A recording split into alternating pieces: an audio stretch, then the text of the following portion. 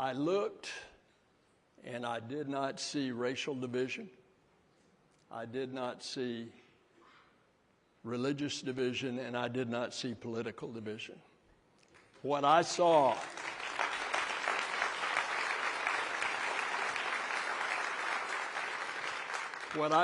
is we are all in this together as citizens of planet Earth.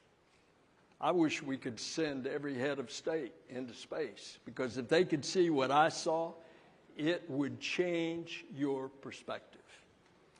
Now, our voyage takes us beyond our Earth. We're going back to the moon in order to learn to go to Mars.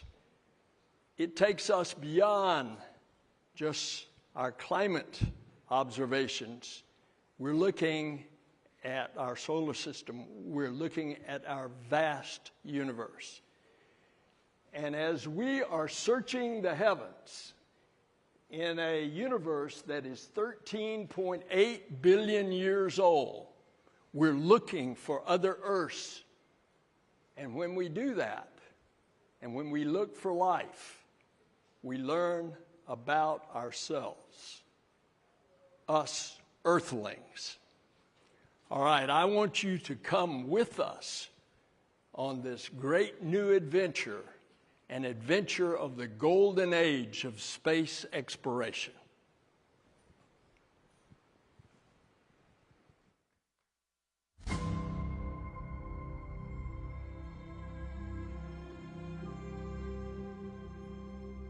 Throughout America's story, there are defining days.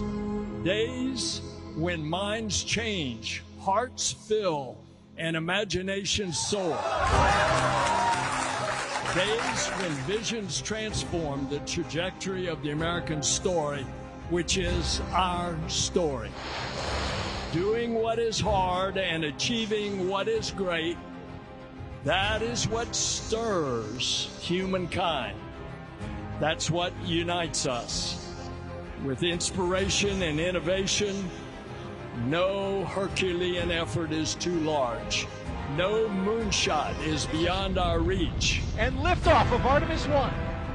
A new generation, the Artemis generation, stands ready. Ready to return humanity to the moon, and then to take us further than ever before to Mars.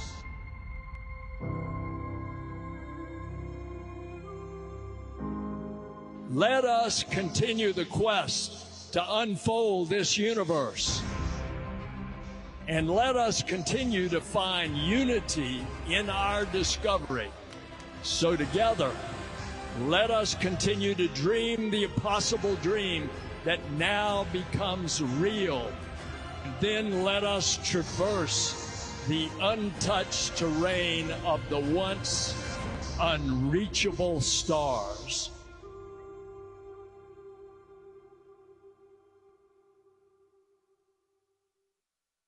Please welcome Katie Couric.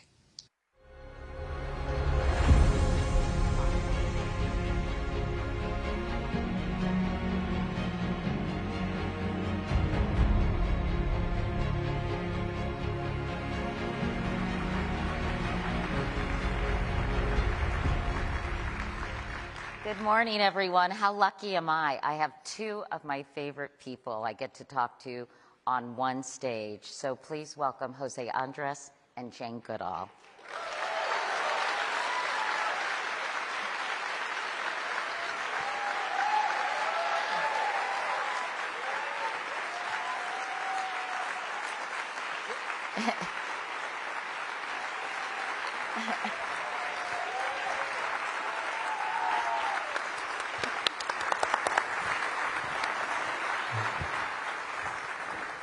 I clearly got the plum assignment today, so we have so much to talk about and not a ton of time. So let me get right to it, Jose. Can you pinpoint a particular moment in time when you realized you could use both your love of cooking and food to help so many people in need? Quick story. My mother, she was a nurse. We saw what nurses did during the pandemic. But beyond watching my mom working in the hospital, because we didn't have a nanny, and my father and my mother both work in the hospital, we will be exchanged right there in the emergency room between father and mother, just taking us to school or taking us home. But my mom was an excellent cook. For her, love was cooking. My father too. But my mom, at the end of the month, when there was no more money left, she will open the fridge, which will be empty. And like a magician, will be able to make croquetas, those bechamel fritters that my brothers and I will be fighting to see who ate the last croquette on the tray. I'm only saying this because then moving 15 years later, I arrived Washington, D.C. in 1993, and I went to cook for the few in a restaurant.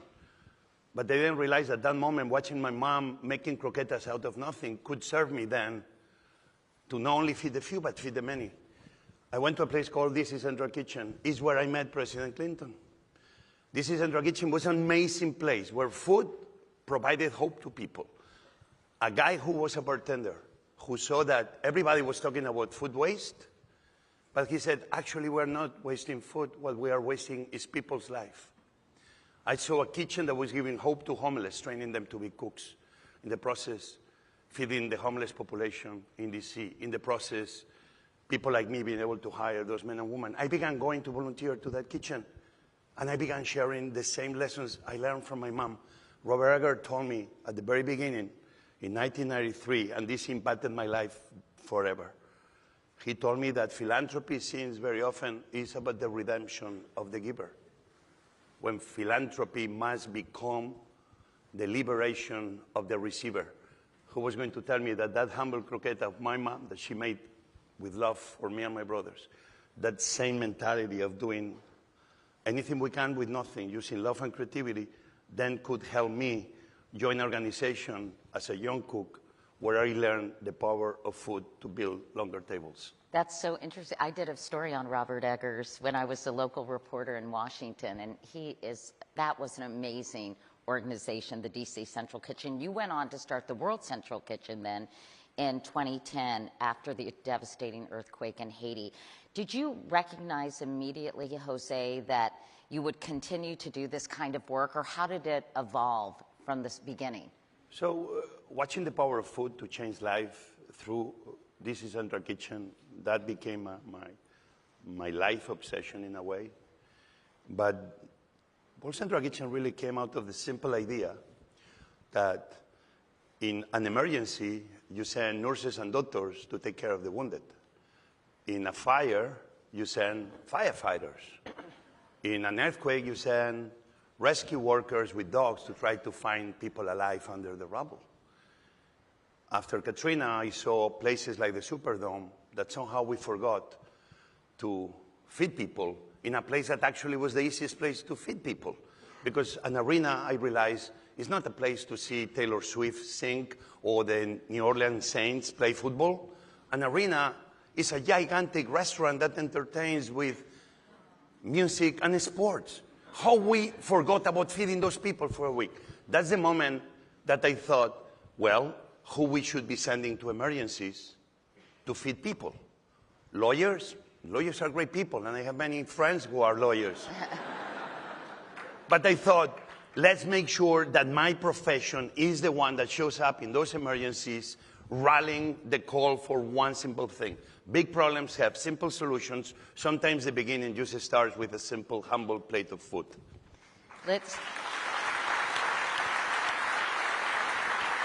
Jane, I've had the pleasure of interviewing Jane many times, and your personal story is so inspiring, Jane. In 1960, you were just 26 years old. You ventured into the Tanzanian rainforest to study chimpanzees. Looking back at this moment, now that you're 90, which is just unbelievable, Jane, how did you have the courage to do something like that at such a young age? Well, it wasn't courage at all, because, you know, when I was 10, I'd saved up my pennies of pocket money. It was during World War II. And I found this little book, no TV back then, Tarzan of the Apes. Just had enough to buy it, read it, fell in love with this glorious Lord of the Jungle, And what did he do? Married the wrong Jane. Right? Yeah. He did. So anyway, of course, I knew there wasn't a Tarzan, but that's when I dreamt I will grow up, go to Africa, live with wild animals, and write books about them. So it wasn't courage, it was following my dreams. And I was lucky. You talked about your mom. My mother, she was the only one who didn't laugh at my dreams. She said, if you really want to do something like this, you're going to have to work really hard, take advantage of every opportunity, and if you don't give up, you hopefully find a way. And when did you have some kind of epiphany, Jane, when you realized you could turn your work in conservation and animal studies and have it make a dramatic impact, that you could not only be a scientist, but a true leader in your field? Did you have an aha moment that said, I want to share my work with the world and make a difference? Yeah, sort of. But remember, I started off not as a scientist because we couldn't afford university. I only got my degree later. And then I went back to Gombe, and I was having the best days of my life out in the rainforest with that spiritual connection with the natural world. And people say, why did you leave? Started a conference. By then there were 6 other field study sites. Wanted to learn about chimps in different habitats. But we had a session on conservation. And it was shocking to hear that across Africa, chimpanzee numbers were dropping, forests were being cut down. And I just knew. I went to that conference as a scientist, planning to spend the rest of my life there. And I left as an activist. It was like that. It's like St. Paul on the road to Damascus. I call it my Damascus moment. I didn't know what to do. I didn't have any dreams of, becoming what I have become. I just wanted to help the chimps. Learning about the chimps by visiting the different study sites with money, again from National Geographic, I learned about the plight of the African people, the crippling poverty, the lack of good health and education. And I flew over Little Gombe National Park, had been part of a great forest belt across Africa. By the mid-'80s, I was shocked. It was a little island of forest, this national park. All around the hills were bare. And it hit me. These people are cutting down the forest because they're struggling to survive, and they need money from charcoal or timber or more land to grow food for their growing families. And so we started a program to help the local people find ways of making a living without destroying the environment. And that program, which is very holistic, it includes scholarships for girls, it includes microfinance so that the villagers can take out tiny loans. Dear Muhammad Yunus, I'm so glad what's happened for him. And So you went really from studying animals to studying people. And it seems to me each of your respective areas of expertise, Jose, you food, Jane, you the natural world, are both integral to the human experience. Who doesn't love food and nature, right? So has the passion people feel for both of those things made it easier for you all to create movements around these things, Jose?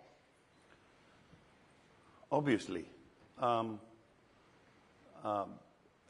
love for protecting animals and chimpanzees, that tells me that me as a cook, I need to make sure that I'm part of the conversation that allows me and everybody, the army of people that provide food, from farmers to cooks and everybody in between, to make sure we do it in a way that in the process of feeding humanity, we are not taking away the forests and the animals that also are part of humanity itself. So having the opportunity to be meeting and working and calling friends, people like Jane, with what she's done and people like her, gives, in a way, people like me that kind of thought process of, in the process of feeding the world, I cannot be creating a world that is worse. That's why in Gaza, in the very early days of the confrontation, when we began feeding in Israel because it was the right thing to do, and at the same time we began feeding in Gaza because it was the right thing to do, because we were here to feed humanity, we realized that we needed kitchens. And we needed kitchens that they were sustainable, because the people in Gaza, with no other option, they were cutting trees. And trees, whatever tree was left in Gaza, they kept cutting them. That's why we began bringing a kitchen. We brought thousands of them that was using briquettes. We were using solar. And still to this day, we're doing hundreds of thousands of meals, making sure that whatever tree was left in Gaza was not going to be disappearing. The same we can say about Haiti. The same we can be saying about many countries in Africa, that all of a sudden we realize that in the way we feed humanity, in a way, is not giving an opportunity to humanity to thrive. So who was going to tell me that the same fire that makes my profession something like I love about my profession could be the same fire that takes opportunity and livelihoods from people, that breaks nature apart by destroying the ecosystems, that gives that possibility to the fauna and flora to thrive. So all these things are highly interconnected, and it's very important we all keep kind of relying on each other. That's what this Clinton Global Foundation does. What I learn, I try to share with others, and what everybody knows, they try to share it with me. All together, we become better. I have to ask you about what happened earlier this year, Jose, when 7 people working for World Central Kitchen in Gaza were killed by Israeli airstrikes. I know how devastating that was for you and your colleagues. And you actually, for a moment, seriously thought about shutting down World Central Kitchen in the aftermath of that tragedy. What changed your mind? Well, imagine, I was in the Spanish Navy. I served a year and a half, but I was never in my first time in a war zone was Ukraine. We lost people in Ukraine. But we've seen that what's been happening in Gaza, it looks at times that it's almost like a war against humanity itself. Obviously, the people I was supposed to be there. I was tired, and that's why I was not there. The people that died, some of them were good friends, like Somi.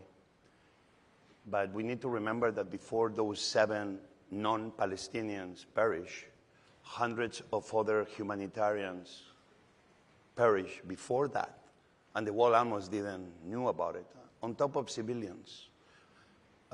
So for me, the moment, yes, I realized, though, that in the worst moments of humanity, the best of humanity shows up. When I was in Israel, where we were feeding in the kibbutz in the south and in the north, next to Israeli chefs, many of them women, were asking, Jose, I have another passport. I would love to go Gaza to show solidarity with the people of Palestine. And I had Palestinian women telling me, if I could go to Israel, I will go there to feed, to tell them that I don't have anything against them. These are the voices of humanity. That's what I see in the world. And that's why we all need to be asking always for peace. We cannot just keep fighting wars and nobody even understand why they are happening. And food, in a way, is the way I see that people give love. The first time we receive love, and we never realize, and that's why we are also connected to it, is when our moms, as we come into the world, brings us to their bodies. And our mothers feeding us or telling us, I love you and I care for you. That's the attachment forever we create with food. And that's why for me, in emergencies, to see that these hundreds of thousands of people, not only World Central Kitchen, but other organizations, that while we are here talking, they are out there providing hope and relief to others. In this case, food sends a message of love, sends a message of peace. People that love hummus, like they do in Palestine and in Israel, they should not be fighting each other.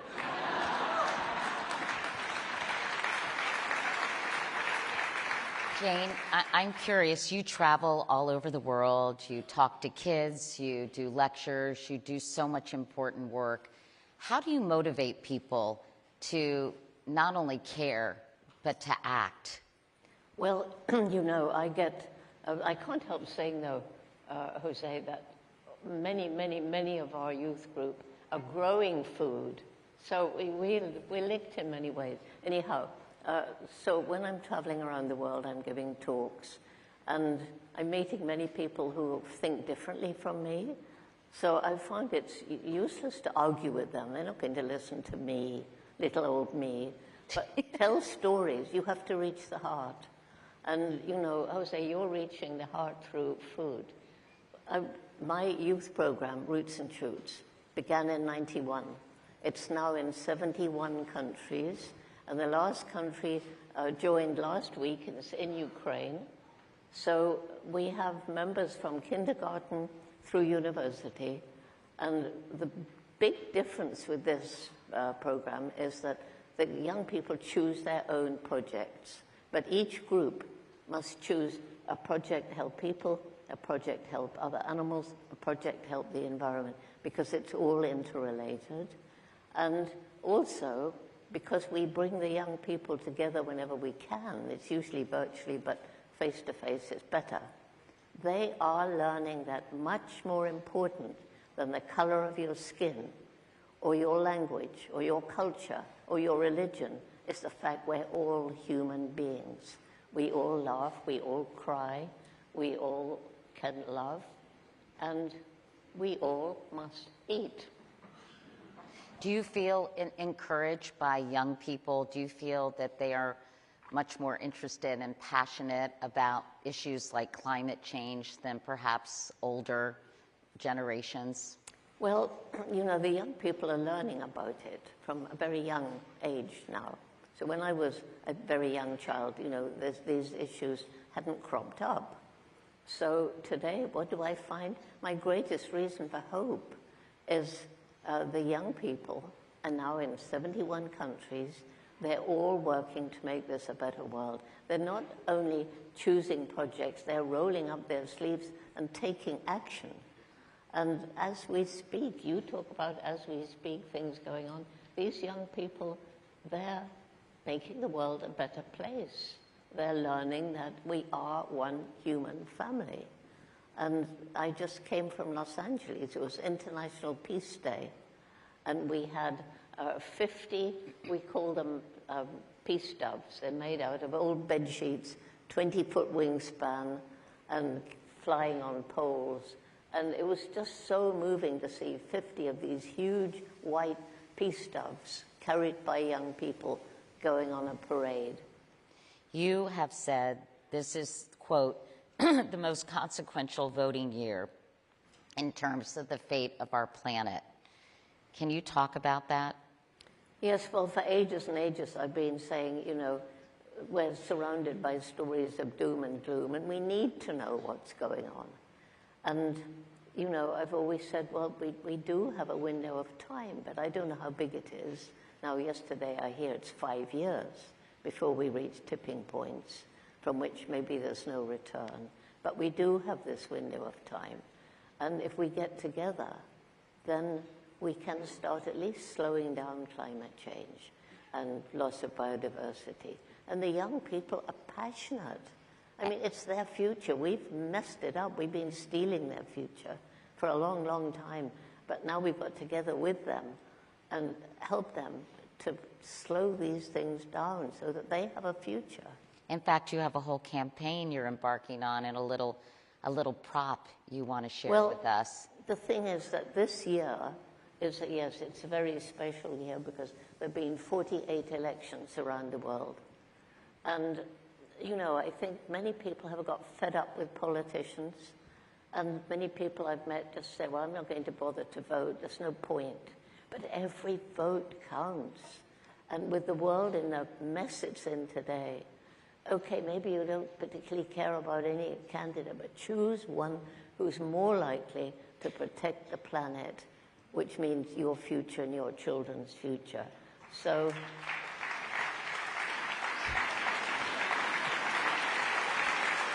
vote for nature, I'm voting. And vote for food, and vote for peace.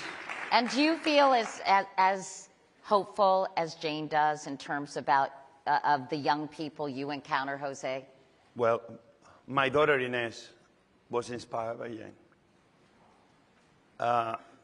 My daughter right now, like many other daughters, my daughter is somewhere in Africa. She's been in Chad. She's been in the border in Sudan, working with World Food Program.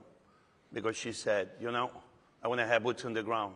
And the only way we're going to be changing the world is if we take some risks to do it.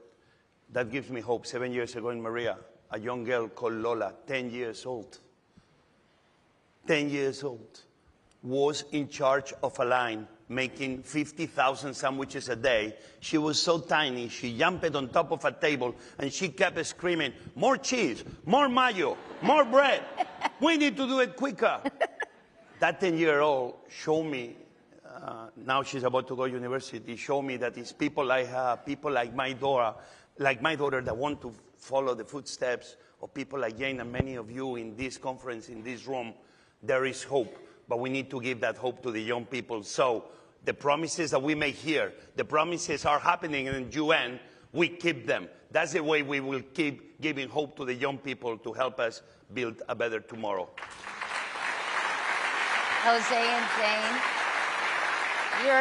I was going to say you're national treasures, but you're actually international treasures. Thank you so much for all you do, and thank you for being here today.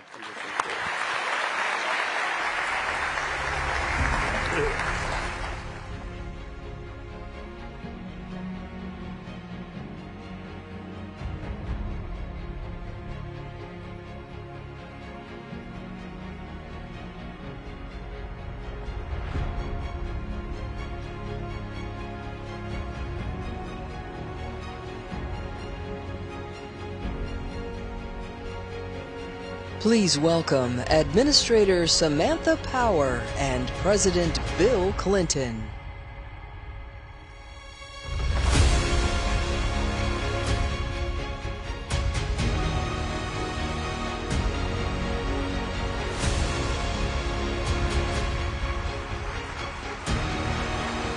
Thank you. Thank you. Good morning, everyone. They were great, weren't they? We are now going to discuss a health crisis that's claiming more lives every year than HIV, AIDS, and malaria combined. But still, it has remained grossly underfunded and largely ignored. The crisis is lead poisoning. Every year, at least 1.5 million people die from lead exposure all around the world. And many more children are negatively impacted in their cognitive development. Despite this significant and devastating human cost, funding to mitigate lead risks and exposure nowhere near compares to the scale of the harm being done, especially to children. Every year, donors are investing, listen to this, just $15 million in lead phase-out initiatives and mitigation in low and middle-income countries. It's clearly we have to do better. We need more innovative finance mechanisms and increased cooperation between the public and private sectors to meet this challenge. The children all around the world deserve better, and it's affecting all of our futures. And so, in true CGI fashion, the members of our community formed a partnership to turn this idea for a solution to this problem into action. Today, USAID, UNICEF, and Open Philanthropy are announcing a CGI commitment to action that will put us on a path toward a future where all children can grow up free of lead exposure. I'm now glad to invite USAID Administrator Samantha Power, who has worked like crazy on this, to tell you a little more about this commitment and how they're going to achieve their ambitious goal. Samantha. Thank you.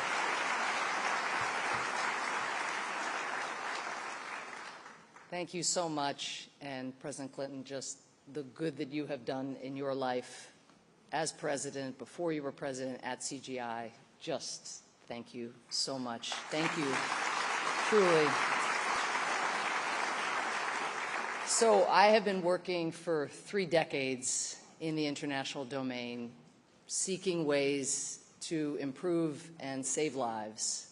And honestly, never in my career have I seen such a compelling, low-cost opportunity to make such a massive impact on a major global killer. The scale of lead poisoning around the world is actually mind-boggling. Right now, in low and middle-income countries, half of children have elevated blood lead levels, lead that slows their brain development, harms their bodies, and can even kill them. Imagine 1 in 2 kids. The damage that lead is causing to children's brains is actually estimated to account for 20% of the education gap between high and low income countries. Every year, lead poisoning is estimated to cost the global economy $1 trillion, and it kills at least 1.5 million people, as you just heard. But none of this has to happen. This problem is solvable.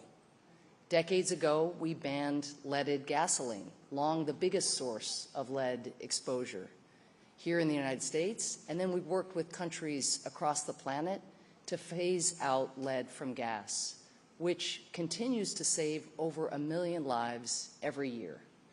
Of course, in high-income countries, we didn't stop with gasoline. We worked to remove lead from consumer products and to clean up industrial operations that leach into the environment. But for those sources, we didn't replicate the playbook in other countries. So kids there simply continue to be poisoned. Well, it is time to change that. And partner countries abroad have started leading the way. Countries like Bangladesh and Malawi, for instance, have launched campaigns that eliminated lead from spices and paint for a total cost of just a few $1 million or less. In just the 8 months since we began a concerted push to galvanize awareness and support for this global issue, 6 countries have committed to banning lead in paint. They are showing us that stopping lead pollution at its source is both achievable and it is affordable. USAID, UNICEF, and Open Philanthropy are announcing a Clinton Global Initiative commitment to action to launch the Partnership for a Lead-Free Future, a global coalition to end childhood lead poisoning in developing countries once and for all. Up to now, as you heard, just $15 million a year in donor capital was supporting this effort. Well, today, on behalf of the partnership, I am delighted to commit $150 million to get the lead out.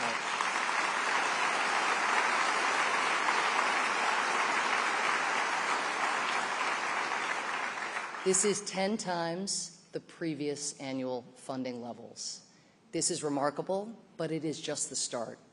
We need you all to help generate more resources and more awareness that gets governments and companies to act.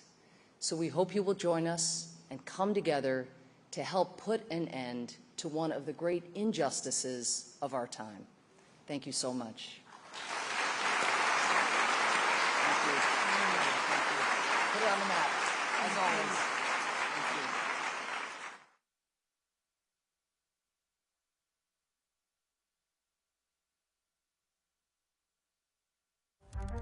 you. The postcode. A simple set of numbers and letters with incredible power. The Postcode Lottery Group raises funds for initiatives that improve lives, from local charities to international organizations. By turning every home's postcode into a lottery ticket, neighbors can win prizes together and contribute to a healthier, fairer, and greener world.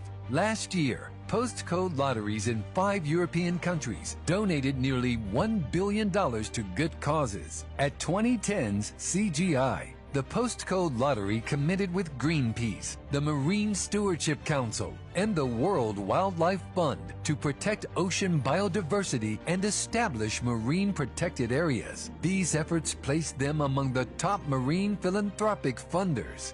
National Geographic's Pristine Seas groundbreaking program is helping create 27 of the largest marine protected areas in the world, protecting an area bigger than twice the size of India. Marine ecologist Enrique Sala, National Geographic Explorer in Residence, leads these efforts, essential for preserving our oceans for future generations. Please welcome Siegfried von Achen, Enrique Sala, and President Bill Clinton.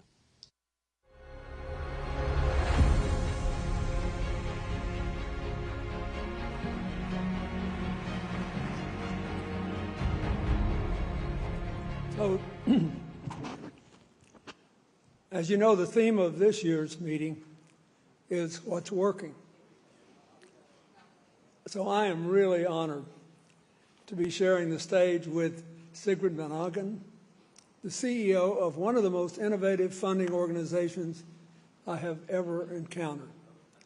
The Postcode Lottery Group runs private charity lotteries in 5 European countries, and on several occasions, I've had the opportunity to join them and see firsthand how remarkably their model has communities winning together and supporting effective charities at the same time.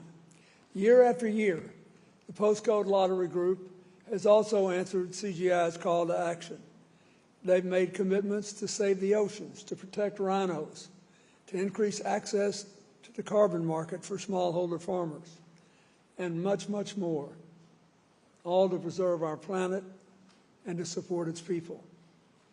I am so grateful for their extraordinary partnership and enduring work. Now my friend Siegfried is going to pay special tribute to Enrique Sala and his extraordinary work protecting our oceans. Siegfried.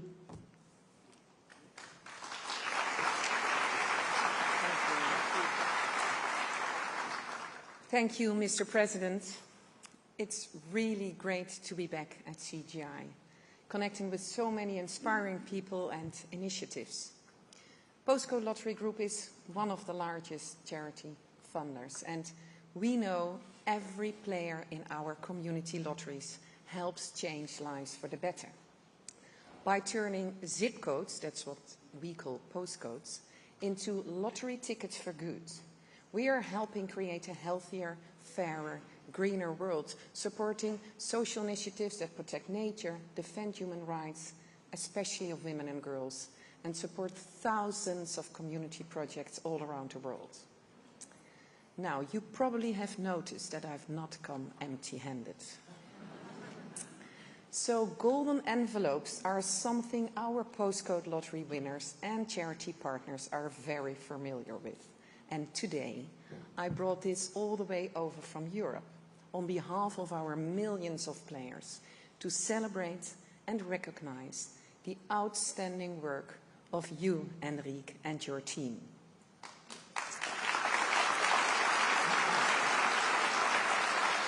So, 10 years ago, exactly 10 years ago, President Clinton and Enrique Sala were on this stage with a commitment to help protect 2 million square kilometers of ocean in 5 years with the Pristine Seas program.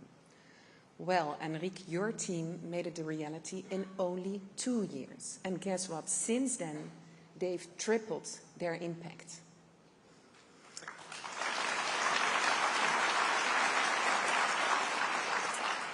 Safeguarding the ocean through marine protected areas is the best way forward.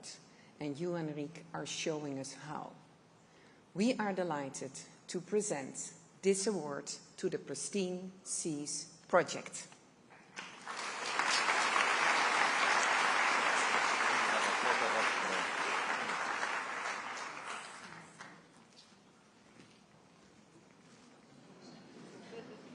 And the Oscar goes to?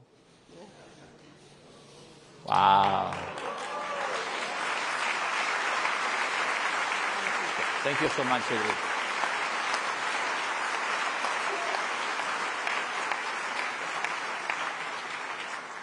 Thank you so much, Sigrid. Mr. President, thank you so much. Everything we care about here, is possible because of the ocean. The ocean is our life support system, but we are abusing it. We are taking fish out of the ocean faster than they can reproduce. 90% of the large fish are gone. And global warming is destroying coral reefs and other vital ecosystems along the livelihoods they support. But there is one solution that we've talked about that works. Marine protected areas where the ocean bounces back to life, helping to replenish the areas around so there is more fish to catch. And the more life is in the ocean, the more of our carbon emissions the ocean is able to capture and store. At National Geographic Pristine Seas, we've been working with communities and governments to create 28 of the largest marine protected areas in the world, covering an area twice the size of India or 2/3 the size of the United States. And the good news is that countries have agreed, the countries of the world agreed to protect 30% of the ocean by 2030. That's 30 by 30. Yet, today, only 8% of the ocean is protected. So we have a lot of work to do.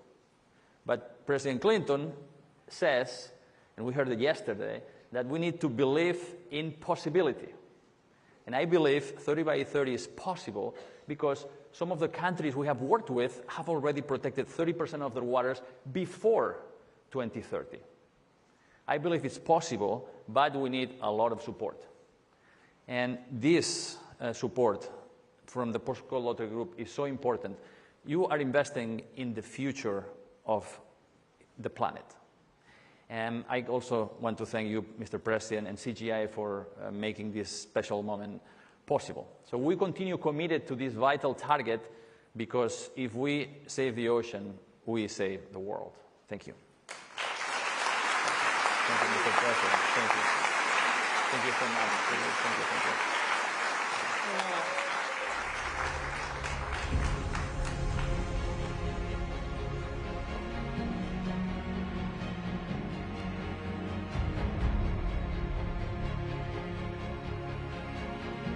Please welcome back Katie Couric.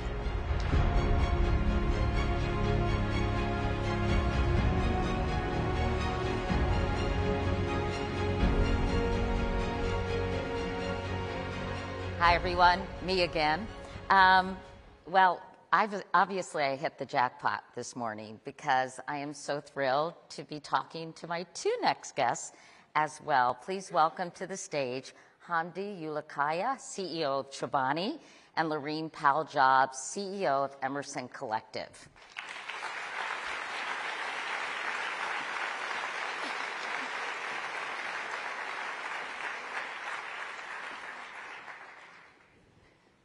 So I know that both of you have created and implemented new innovative models for approaching both for-profit and philanthropic ventures. But I want to start by having you, Hamdi, tell us a little bit about your story.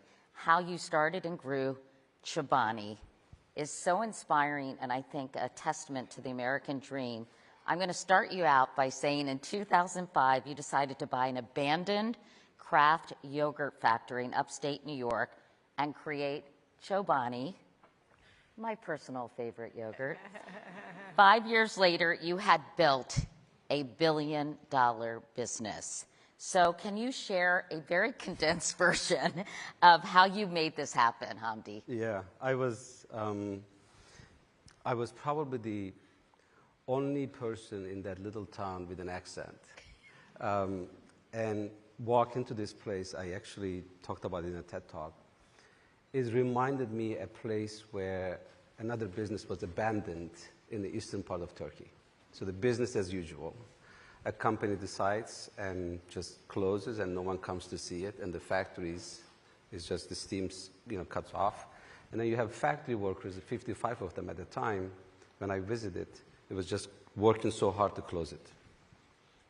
Something, I don't know, there are a couple of realities. One is yogurt in this country at that time was really bad. You describe it as like opening a can of paint. Yeah, it was awful. It's like, and you knew what was good yogurt, right? Yeah, of course, coming from Turkey. You know, the part I didn't understand is when you lived in upstate New York, you go to a Price Chopper or any store, and you look at the yogurt options, and that along with any other food options, it's just full of a lot of bad stuff. I mean, you literally couldn't call it yogurt. It was candy. But then you come to New York and you go to some fancy store to shop, and they had some yogurts from Greece, some other places. What I couldn't understand is where you lived and what kind of income you had determined what kind of yogurt you eat. I mean, when it comes to yogurt, can the world be flat? Like, can everybody have... Why can't everyone have good yogurt? Yeah, exactly. So that at least we can do. Product was bad. I had no experience of any business. I did not study business. But your parents were dairy farmers. Dairy farmers, right. But I never done any business on a large scale other than making some cheese. I never knew anyone who had done business or gone through this kind of journey. I am coming from complete unaware of anything when it comes to business. The only thing I know is I could make yogurt, and maybe people will love it and people will buy it. I look at the world that we are facing today. You know, I'm on the SDG board, and they said only 17% of the goals are met on the SDG Sustainable Development Goals. We are so behind. Things cannot be worse than what it is in some dimension to another one. But I look at that little town, that little factory, that was the end of it. That was the end of that town. That was the end of that factory. That was the end of those people who were working there. And 5 years later, that day was the worst thing has happened, that factory was closed. 5 years later, one of the best things happened, that factory was closed. Because that factory was 5 to 10 times bigger, more productive, more product was coming out, the farmers were busy, the house prices were going up. So what I mean by that is we will figure it out. If I figured it out, everyone can figure out anything. And if the human spirit can come together, we can figure out to come out of any trouble that we are facing. And you know, you learn along the way. I mean, there were a million times I would have died, bankrupt, or commit suicide, whatever that is. But we survived. And you not only survived, but your company is an employee-first philosophy. And I even talked to some of the people who were giving me coffee this morning because you've entered the coffee and beer industry. You're expanding. And tell me a little bit about what it means to be an employee-first company and how that's manifested itself in your businesses. I grew up in the northeast of Turkey. I'm Kurd. I'm a nomad. From the mountains, I hated the business. And I hated the people in business. I blamed them for everything that we were facing, trouble. And probably business would have been the last thing I would get involved. Upstate, when I worked in a farm, I had a different version of business in those little towns. That we were involved in communities. The people were different than I saw. And I realized that there is a side of business can be extremely powerful. You know, it could change lives. The part that I hated, I had one goal. I don't want to become a person I grew up hating. So how do I do that? Or how do I not follow the people who closed this factory? How do I do complete opposite of it? So you have walls from the community, you open those walls. The employees pay the first price when things are worse. How do you make them in front of it? And I started as a factory worker, so I worked in the factory for 7 years. I never left. So I said, anything that we do is the frontline factory workers has to be on the top, on the front of it. And the second part is if you're going to make any changes in the world, if you don't start with your own people, with your own community, there's something disconnection. Like, you know, I don't find that to be real journey. So you have to start from there. If anybody listens to me from my own company says, the guy is right or the guy is full of shit, it really depends on what you do actually every day in there. And that's just very easy but hard. It's easy because if you mean it every day, you practice it. It's hard because it's every day. Laureen, you know, it sounds like... If I may, what Hamdi's describing is a 21st century factory town. And so you know how we used to have these company towns across America where there was such a center of gravity with the community and the civic life and the cultural life and a shared employer. And so what you're talking about is recreating that type of community and accountability to each other that I think people feel is sorely missing in our country. So it's really beautiful to hear this story, Hamdi. And bringing back sort of the whole notion of civic pride. And it sounds like Chobani, philosophically, Lorene, is very much up your alley, that Hamdi is the kind of leader you look to. And you invest in companies that serve the public good. But like Hamdi, it's done through a lens of what makes good business sense, right? So can you explain to everyone your investment strategy, Lorene, and how you decide where to put your dollars? Sure. Several decades ago, if I had met Hamdi, I would like to think that we would have been smart enough to invest in him. Don't we all?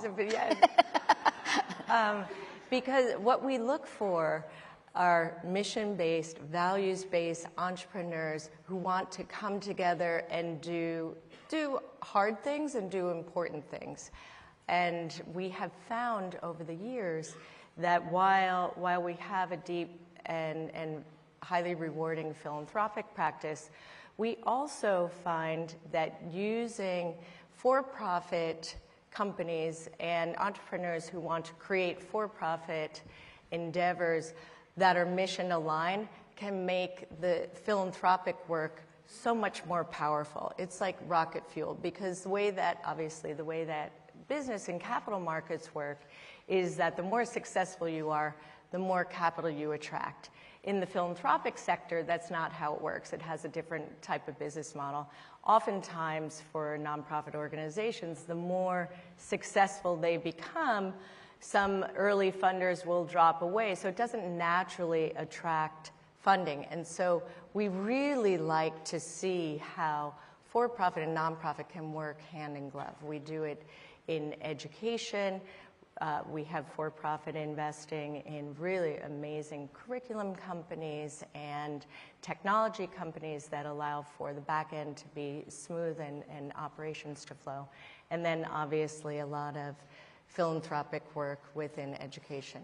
We also do it environmentally, as we're looking philanthropically for a just transition for communities as we move off of fossil fuels. We also have met so many entrepreneurs coming out of universities, coming out of communities, who are problem solving on the ground for energy sources and new home building materials and new types of ways for agriculture to thrive. I don't know if you're interested in fund regenerative agriculture, but we find that really fascinating and a big opportunity.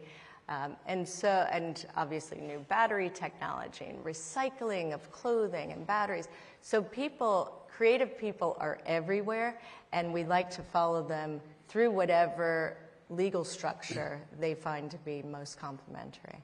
I know that so much of the work of the Emerson Collective focuses on long-term systemic change. And I'm curious, Lorene, how do you maintain momentum and commitment when it can take decades or longer to see actual progress in issues like climate change or immigration reform? Well, there's successes all along that journey. And when there are long-term, really amazing generational philanthropies that are part of a whole movement to improve this social fabric of society, move things forward, and then pass the baton. I think for us, while we are part of that glorious fabric, I also find that kind of solving some problems along the way is highly gratifying. And so for example, in education, if we work with a nonprofit called College Track, and we're based in 13 communities around the United States, and we work with students who are first in their families to desire a college education. They often don't have the knowledge base within their families or their communities to take the right classes and get the right advice and be prepared economically and financially for college. And then we support them all the way through college completion. So we've been doing this work for 27 years. We now have close to 2,000 college graduates who are all first in their families, and then of that, over 100 have postgraduate degrees. So now we have doctors and lawyers and PhDs. And the ripple effects for each individual, who now number 5,000 a year, will be profound. But for me, to meet an individual who has reached her dream or his dream of college education and then a pathway to a new career, that is so rewarding all day long. That gives me so much energy. So yes, we haven't changed the system of public education to have it be the great equalizer and the great opportunity for social and economic mobility. Not yet, but one life changed is so powerful and so rewarding. I wanted to spend the rest of our time talking a little bit about immigration. To say it's become a hot button issue is a massive understatement. And Hamdi, you launched something called the Tent Partnership for Refugees in 2016, which mobilizes the business community to support refugees around the world. Talk to us about the critical role business can play in addition to governments and NGOs to deal with the refugee and immigration crisis. Yeah, I go back to, thank you for that. My journey with refugees really started in my Chobani journey. When we hired everybody back, I heard this town in Utica, where I used to live. There's a settlement place, maybe IRC or two other, I think it's an IRC place, the settling refugees, where State Department vetted, and then UNHCR through UNHCR, wherever in the world, they literally come and settle, and they have right to work. And then I realized that they have a hard time finding jobs. And we are hiring everybody. It was kind of community work, and I went to the refugee center. I said, what's the problem? Why? Simple things. They don't have driver license or cars.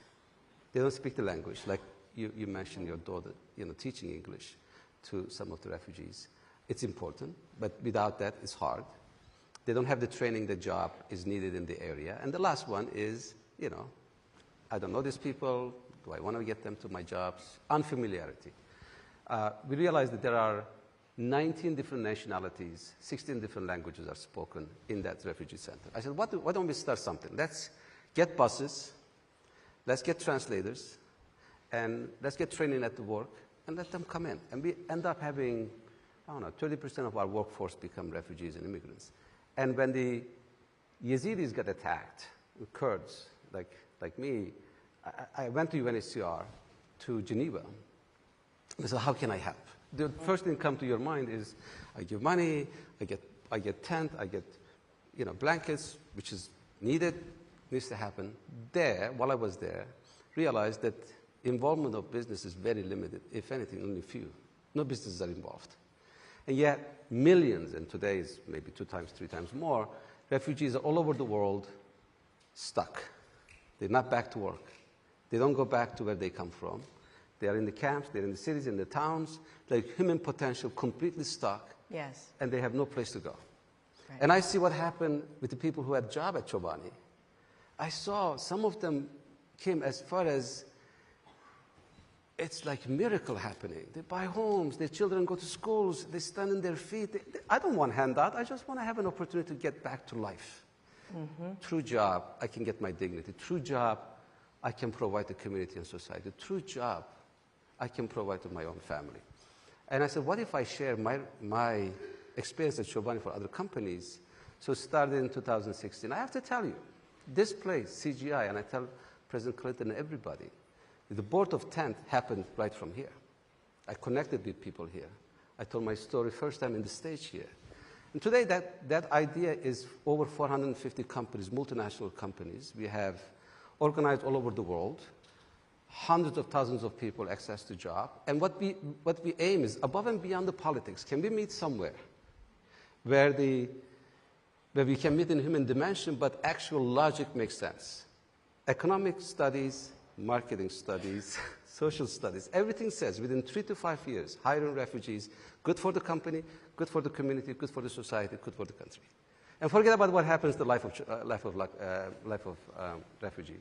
So I think the last part, which Lauren and her organization and a couple of other ones, but we do the work in Mexico, is how do we connect for the large scale refugees to companies who want to hire them. The last point I'd like to make is I went to Mexico. It's an amazing country. We made a study that 75% of the refugees passing through Mexico to the US border would love to stay in Mexico if they have an opportunity to have a job. There are over 2 million job openings in Mexico. The economy is blooming. And then guess what? 80% of the Mexican people will reward the companies who are hiring refugees. It's mind-blowing. And what's the problem? We never communicate, we never get together. Through our ambassador in Mexico City, we made a coalition of 60 companies coming together. FAMSA is being one of them, Walmart, and every one of them you can think of. And we had one of the largest business coalition come together and say, we're going to hire refugees. We are for refugees in Mexico, so we don't have this human suffering to happen. Right. And by the way, the Mexican government wants Mexico to be a destination country, not only a transit country. And so in order to fill these close to 2 million open jobs, they have asked the Business Coalition and then some of civil society, some of philanthropy, where we're falling in, but as a large public-private partnership to help solve this problem.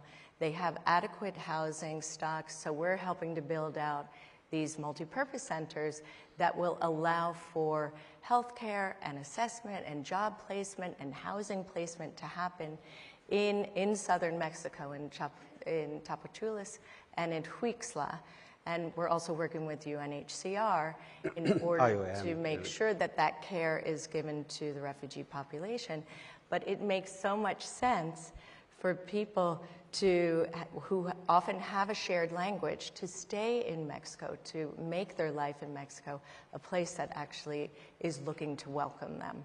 And then it'll release some of the pressure on our southern border as well. I want to ask you all, I hate to end on kind of a negative note, but we have seen so much disturbingly xenophobic and racist discourse emerge surrounding immigrants, most notably, most recently, the false allegations and misinformation about Haitian immigrants in Springfield, Ohio.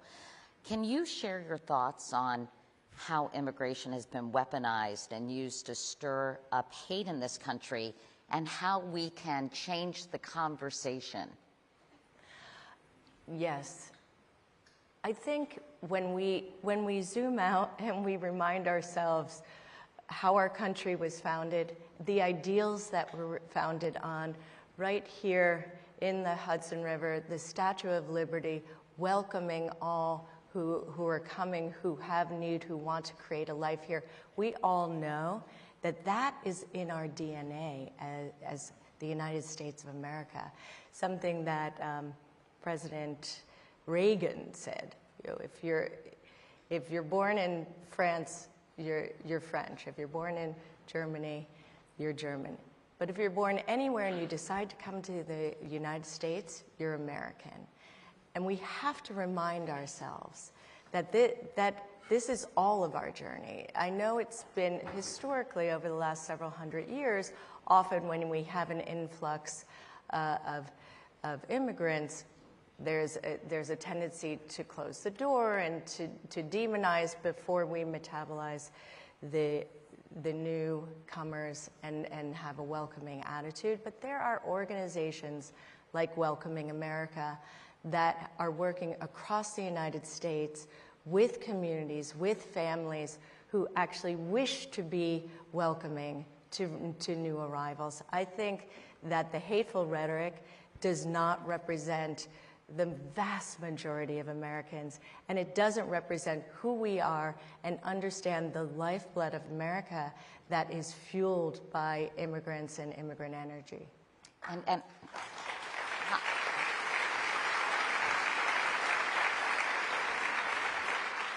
do you think we can find, Hamdi, the political will to come up with some of these very logical solutions, given the fact that immigrants are now such a potent political weapon in this country. And not only in this country, it's almost, you see it almost everywhere. True. The reality is, whether climate, conflict, economic, throughout the history, people move, and it seems like post-pandemic it came to a different dimension. And if we don't collectively put our mind together, we get together, and we will never find a common solution for humanity. And without this solution, we're not going anywhere. This is the important migration, refugees, the move. There's a lot of catastrophic human tragedies is happening along the way. And what I find is the political will goes up and down, depends on. And this is highly politicized, unfortunately, and it goes into and sometimes the angle that hurts the brothers, their sisters, their kids. It hurts. It hurts if you're in a refugee camp. It hurts if you're in a town. And like Lauren said, so many millions, they know they're just like us. They're all... No one will put their family in a small boat in a nighttime to a 2-mile sea knowing that the boat before didn't make it. I have children. Yeah, we all have. Imagine putting your own children into that journey. I've been to a lot of borders. This is desperation. Yes. And what we can do as business community, we can have lasting solution to this. Win, win, win, win, win. And we have to tell stories. And the storytellers, and we have to come to a place like this, the CGI, and tell stories, inspire each other, and share successes where we find, so we don't waste time, and collaborate with each other. It doesn't matter who gets the credit. And every time a refugee gets a job, the world is a better place. Well, Hamdi and Lorene, what a privilege, honestly. Thank you both so much. Thank you. Thank you. Thanks, Hamdi.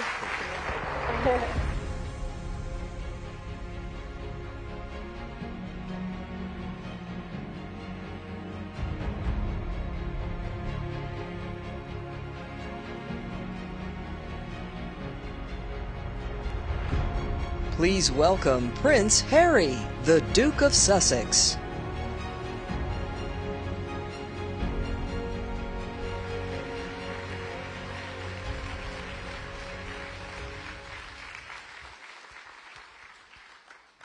Good morning, everybody.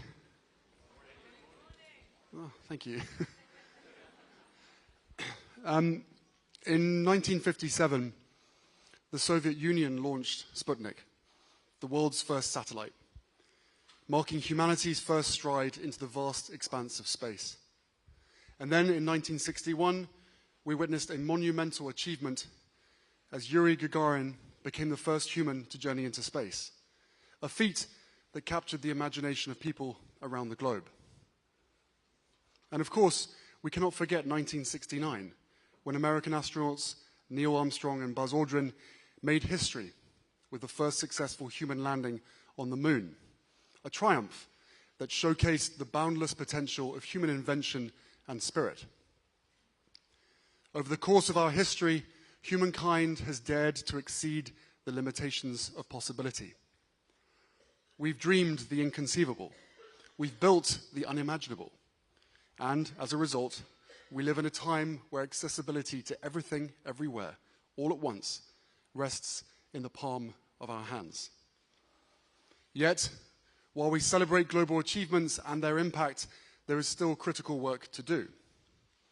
And so, I stand before you today to speak about the pervasive threat that our online world poses to us, especially our children, if we allow the status quo to remain. In an age where our lives are intertwined with technology, we cannot afford to only see the online world as a space for profitability, competition, and rapid growth. Instead, we must come together to ensure the digital space is one that fosters well-being, connection, and hope. Young people today are disproportionately affected by negative experiences online and mental health issues stemming from their digital interactions. They know it. The statistics prove it. They're navigating an environment that is often hostile and overwhelming. Reports of anxiety, depression, and social isolation linked to these platforms have surged in recent years, creating a crisis that cannot be ignored. These challenges are compounded by the relentless spread of unreliable and unfounded information, leaving many feeling isolated, confused, and scared. These are not distant problems. They're epidemics currently testing our resolve, and they cannot be ignored. My lock screen is a picture of my kids. What's yours? These children and thousands more meant the world to their families. The beautiful faces you see before you, their smiles, their dreams, all lost. All too soon, and all because of social media. It's why we launched the Parents Network, a global community that provides crucial support to parents whose children have suffered from the harmful effects of social media. And it is because of them that we at the Archwell Foundation are committed to this issue. Through trauma-informed practices, our network helps parents come together to forge strong bonds, offering healing support through community. This safe and free-to-access peer support not only offers invaluable resources and advice, it is guided by a licensed facilitator, ensuring that no one has to navigate this journey alone. Our platform provides opportunity for parents to turn their pain into purpose, ultimately changing the very system that stole their child. As the digital landscape has evolved, we've seen rising polarization, social unrest, and a disconnect that often manifests itself in violence and fear. Personal social connections have fallen secondary to alternative digital realities. These platforms are designed to create addiction. Young people are kept there by mindless, endless, numbing scrolling, being force-fed content that no child should ever be exposed to. It's not free will. I, like many of you, did not grow up with a phone. Young people today possess an incredible understanding of technology that older generations may struggle to grasp. They are digital natives, adept at navigating online spaces and spotting harmful trends. Their artistry and fresh perspectives allow them to envision solutions that we might overlook. They are also part of a collective who use their voice to speak up when something is wrong. Deep commitments to social justice and inclusivity drive them to advocate for a future that we can be proud of. So we must empower them. We must listen to their experiences, understand their perspectives, and provide them with the resources that they need to navigate and shape the digital world, something that we keep at the core of our work. We must raise them to know that IQ without EQ will always fall short. We must provide them with spaces to innovate and advocate for solutions that prioritize safety, respect, and empathy. And while we embolden both youth and parents to be in the conversation, we must also hold those in power accountable. The first ever global ministerial meeting focused on ending violence to children will take place in Colombia this November. And it is where, for the first time, there can be global agreement on prioritizing child safety and protection online.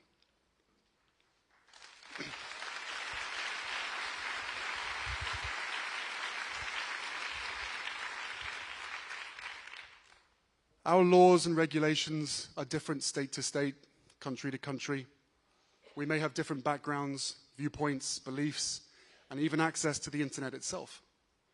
But the one thing that we can universally agree on is the safety of our children.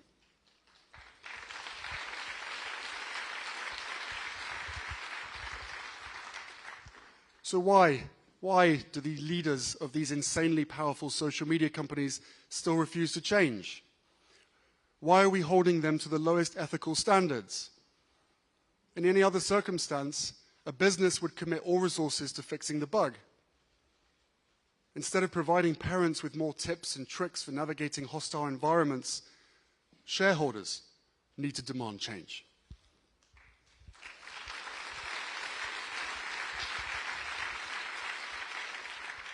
Some say kids will be kids, and, well, that may well be true. Kids may get into trouble. I know a thing or two about that. But our kids are being targeted. The harmful effects of social media are made by design. While we embolden both youth and parents, we must also hold digital platforms accountable. Surely, none of us want to live in a world where there is no consequence or accountability.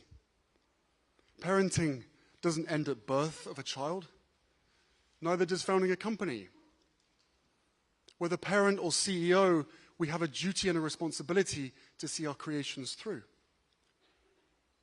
If corporations unabashedly lack responsibility, it doesn't mean we should do the same. Their platforms may be under our fingertips, but we have the fate of the future, their future, in our hands. When many in our world today seem to conflate opinion as fact and fact as opinion, we have to work hard to seek and reveal truth.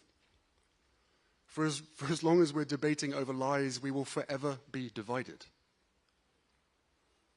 And when so much of our future is uncertain, we need to meet global insecurity with compassion rather than hate. Inclusivity and equity are not optional. They are the bedrock upon which we must build our communication and community. And fear, orchestrated at the highest levels, needs to be seen for what it is, a tactic to mask indifference and a failure to seek real solutions. As a growing movement, the Parents Network is committed to this journey. We need platforms that mirror our highest values, designed with safety in mind. But in the meantime, we can't wait. Our kids can't wait. We need to create programs that teach digital literacy, emotional intelligence, and critical thinking. We need to equip our youth with the skills they need to identify and combat online threats. We need a better digital future, one that we all deserve. We were promised a human experience. Instead, we've been a human experiment. This is an invitation to each and every one of you to open your eyes, ears, and hearts to these realities and to channel our power, resources, and intelligence toward meaningful action. All we have today, in this moment, stems from the defiance of boundaries we once thought existed. We've split the atom.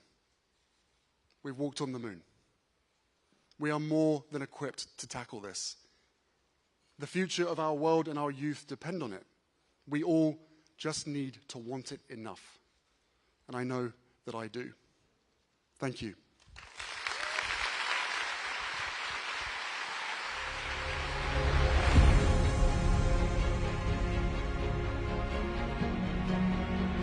Please welcome Dr. Tedros Adhanom Ghebreyesus, Emma Walmsley, and Dr. Chelsea Clinton.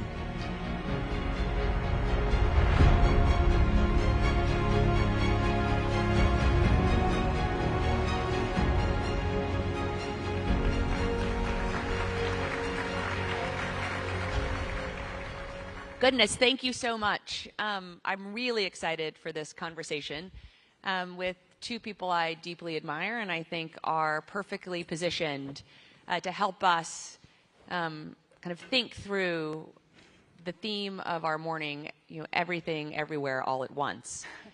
Because certainly I think that adage is true most of all when it comes to health. And as we have seen throughout human history, and certainly over the last few years, when our health is at risk or imperiled, everything is at risk. And Emma, I know from kind of a GSK perspective, you understand that kind of interconnectivity isn't only rhetoric, but reality. Mm-hmm. And so I wonder if you could just share kind of how you think about kind of this charge to try to be everywhere all at once, while also, of course, having to focus some of your energy, efforts, and research on what you think are the most pressing challenges and where you can make a difference. Sure. Well, thanks, Chelsea. I mean, it's absolutely true that we are facing into a very high-pressure, multi-stakeholder set of huge demographic, societal, economic, political shifts, all happening at a record scale and pace. And, that affects every industry, but exactly as you say, it feels especially acute in healthcare. People are living longer. The over 60s already outnumber the under 5s, but often in many places in worse health. We've got this surge in comorbidities, whether it's obesity on the rise. We've got more than 50 million people worldwide living with dementia. 1 in 5 of us will develop cancer. And specifically, the burden and threat of infectious diseases, especially for the most vulnerable, is unacceptably high. Healthcare systems are under unbelievable and unsustainable pressure, and half the world's population simply does not have access to the healthcare that it needs. And yet, the economic and societal health of nations depends on the health of their populations. And people, simply put, are counting on companies like mine and our industry to deliver medicines and vaccines they need and can rely on. So at GSK, we really want to contribute to this at serious scale. Our goal is to reach 2.5 billion people by the end of the decade, and we focus on 3 simple things to try and navigate through it. The first one, and it's really the core of our job, is innovation. There are extraordinary leaps forward in science and technology that mean, for example, HIV used to be a terrible diagnosis, can now be a manageable condition or actually prevented completely with just a handful of injections a year. And we're also beginning to be able to develop vaccines against pathogens that were once thought impossible, like malaria.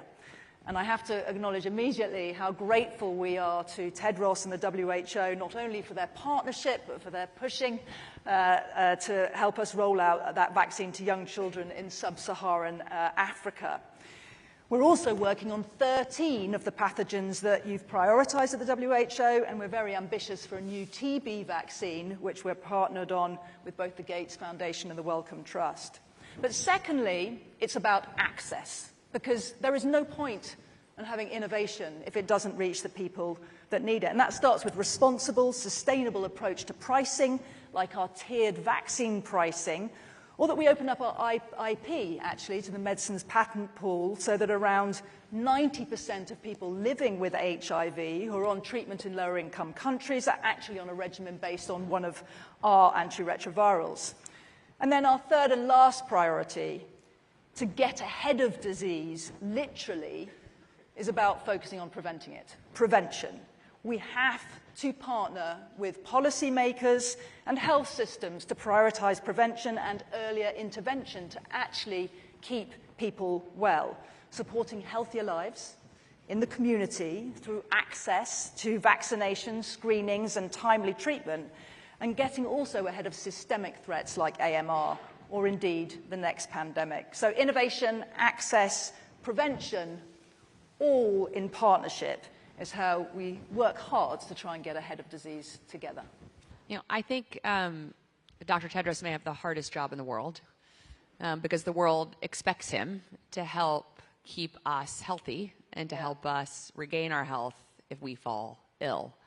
And so I wonder, Dr. Tedros, if you can just reflect on, in the myriad of challenges facing us now, from mpox to COVID to age-old scourges that Emma mentioned, including malaria and tuberculosis, as well as kind of rising threats to our mental health and well-being that we just heard Prince Harry discuss as an urgent call to action, particularly when it comes to our children here on the stage. Given the improbably high expectations of you and WHO and the myriad of challenges that seem to multiply daily, how do you think about prioritization and pushing forward so that you're always proving progress is possible? Yeah, thank you. First of all, thank you for inviting me to join. And most of what I was hoping to say, I think Emma had said it, especially on the challenges he said. So without repeating, I will maybe add a couple of challenges the world is facing. Number one now is the conflict that we see in many parts of the world. It's becoming very difficult to deliver services in conflict areas. I just came from visiting Sudan and Chad, and the situation in Sudan is very, very tragic. More than 12 million people have been displaced, and half of the population, which is 25 million, needs aid. More than 80% of the health infrastructure in the conflict areas is destroyed. And I met mothers in the IDP camps and inside Sudan, and also the refugee camps in Chad. I visited Adre, which is the border town between Chad and Sudan. And what they tell you is so, so harrowing. Their houses were burned, their crops were destroyed, their animals were stolen. And they came to Chad with nothing. And as I said earlier, so the trend now, the serious challenge is delivering service in conflict areas. And the same is true with Gaza, as you know. More than 41,000 deaths now, 2/3 of them women and children. That should have been enough to end the war. But it's really ongoing. As you have heard, we had a very successful immunization for polio in Gaza. But imagine children are saved from polio today, but if they're dying tomorrow because of the conflict, so you say, what's the point? And then Ukraine, the same thing. You know, it's women and children who are the most affected. But in all scenarios, the best medicine is peace.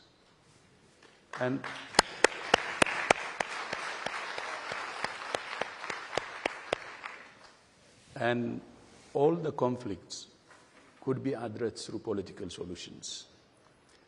I'm a child of war. I know the smell of war. I know the image of war. And I know the sound of war. In war, except destruction, you get nothing. And when I was a child, my mother used to pray for me to survive one day at a time. And I know how mothers were impacted then, and I know how children were impacted, me one of them. Of course, becoming a director general from a survivor, just praying for one day is a miracle. Miracles happen. But that's why I always oppose war and violence, because there is no solution through violence and war. So that's one challenge which is trending now, and globally, as you know, almost everybody is worried, and I think we need peace, and as I said, it's the best medicine. And then the second, in addition to the other things you said on NCDs, mental health, infectious diseases, and so on, is climate change. The climate crisis is a health crisis, and it's affecting us seriously, and it's visible, palpable. Malaria, dengue, and other infectious diseases, cholera, are now on the increase due to climate change. non-communicable diseases due to heat waves, cardiovascular disease is also on the increase. And mitigation, adaptation with a sense of urgency will be important, because when we talk about climate crisis, it's about now. And as you know, with fossil fuels, we know oil, natural gas, coal contribute more than 80% of the pollution, actually. And we know where to focus. The only thing that's missing is the political commitment to really implement. So these are the two issues, maybe the major challenges I would like to say. But if there is a will, there is a way, and we have known tools. I don't want to go into details on what should be done, but I think the key is the political commitment will be important to mobilize all the solutions we need. You know, another area where we need political commitment, Emma, is I know one that you at GSK have really focused on, which is antimicrobial resistance. Yeah. You know, which you referred to earlier as AMR, and I knew what you were talking about, but I don't know if everyone in the audience knew what you were talking about.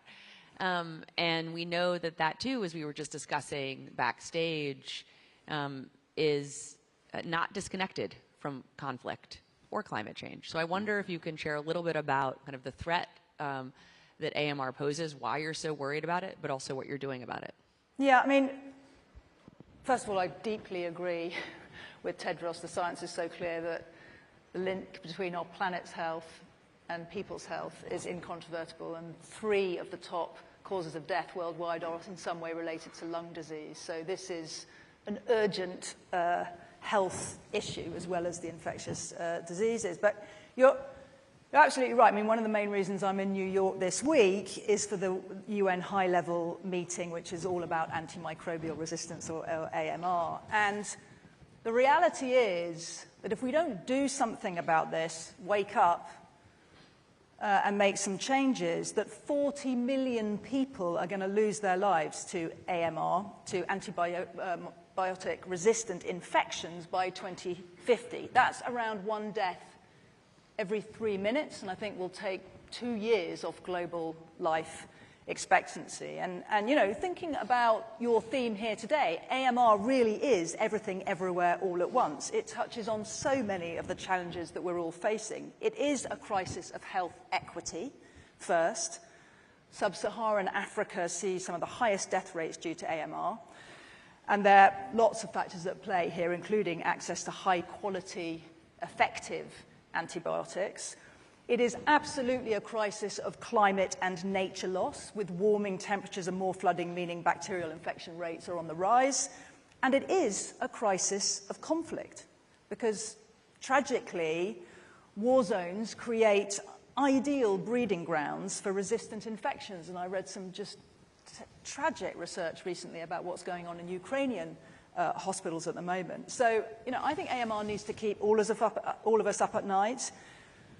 Access to modern medicine is at stake, from the most minor injuries to complex cancer treatments to, you know, childbirth again, is all going to become riskier because that medical backstop is under serious threat. So what do we do about it? Well, I think from our point of view, and this is absolutely a question of partnership, because nobody can take this on alone, and it's going to be a question of policy too.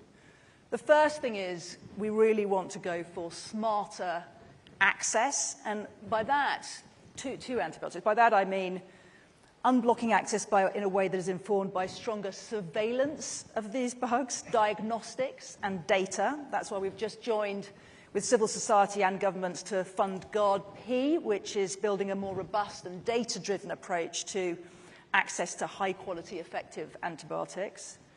It's also about stewardship, from responsible manufacturing of antimicrobials to education to appropriate prescribing and usage compliance. All of those things are crucial to smarter access. And we need better innovation, a pipeline of new antibiotics sooner. We at GSK have about 30 AMR-relevant projects, 13 of them targeting the most critical pathogens from the WHO.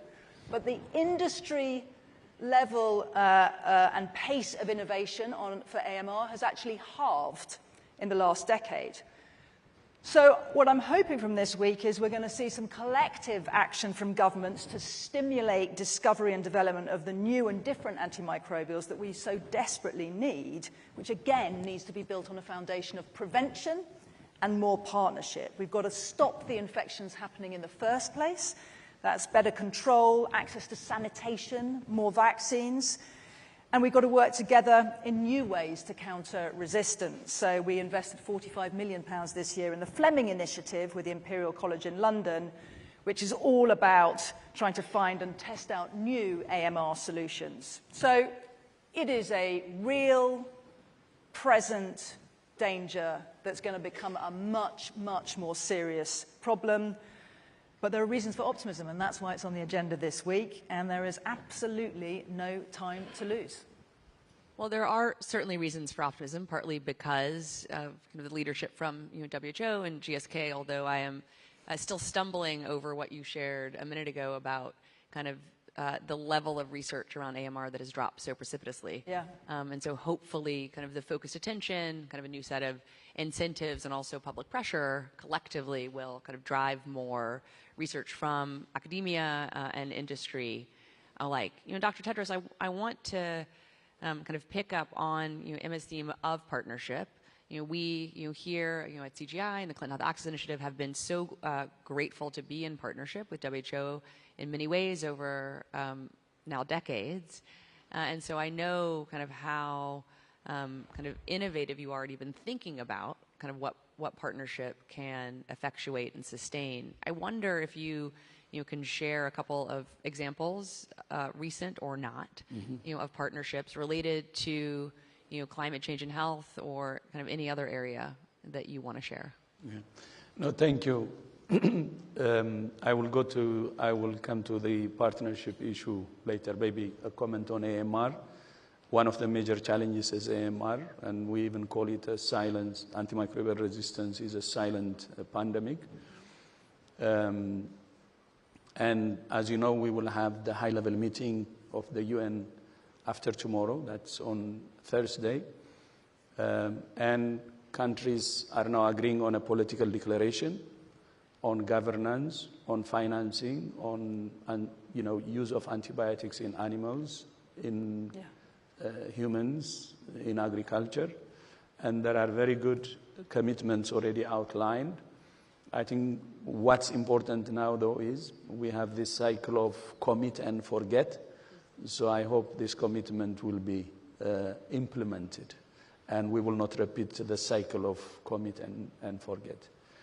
Then to partnership, maybe two examples with the private sector and also with a foundation or initiative like the CHAI. When I was Minister of Health in Ethiopia, President Clinton visited us. And he asked me, what are your priorities? In what areas would you like us to help you? Then I said, can you help me in hospital reform, whether it's the secondary or the primary hospitals? Because most of the donor money actually goes to very sexy, disease-specific support, while health service reform doesn't get the attention it deserves. And he said, of course, we are here to support you. We will support you based on your priorities, and that's why we're here. If you don't want us, we go, but if you want, if this is your wish, we will support you. And then we started the hospital reform. CHAI, the Clinton Foundation, brought Yale University, and then the partnership grew, and many other partners joined, and we did the reform, and the reform resulted in a well-governed, led by a CEO health system that improved the quality of services in hospitals, that minimized the death in hospitals with better processes. And that's one area where I can say a very successful partnership. It really was a significant one. But one thing that impressed me, and which is very important here, is normally when we come as donors to countries, we try to prescribe instead of asking the countries, what do you want?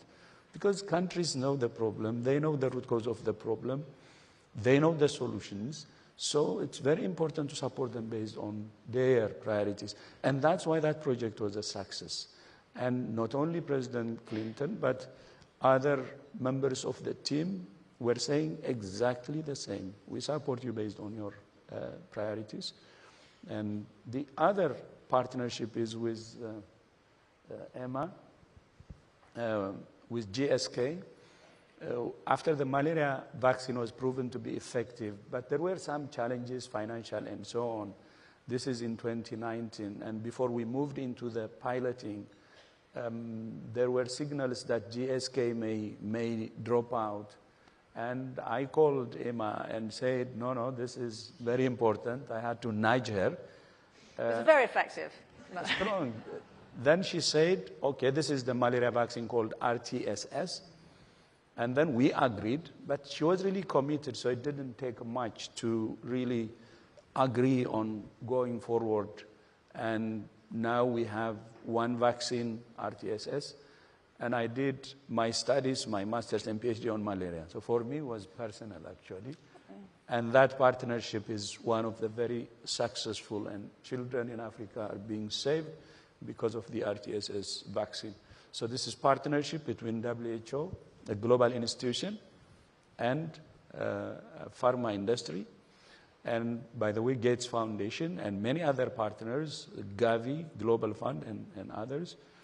And the CHAI partnership, it's country level, based on country priorities, and making a difference in reducing deaths, especially in hospitals, and improving the quality of care. And we have Joe here, the patient safety champion, and that was part of the package of the reform, the reform that made a difference. So partnerships work, but partnerships should be focused on a goal and based on putting the countries in the driver's seat, especially at country level. Thank you. Well, partnerships work also when we have extraordinary leaders like the two of you. So really, thank you both so much for being here. Good luck in hopefully tackling all the partnerships that are needed to help us finally kind of put AMR in the rearview mirror. We're incredibly grateful to both of you. So please join me in giving our panelists a round of applause. Thank you. Thank you.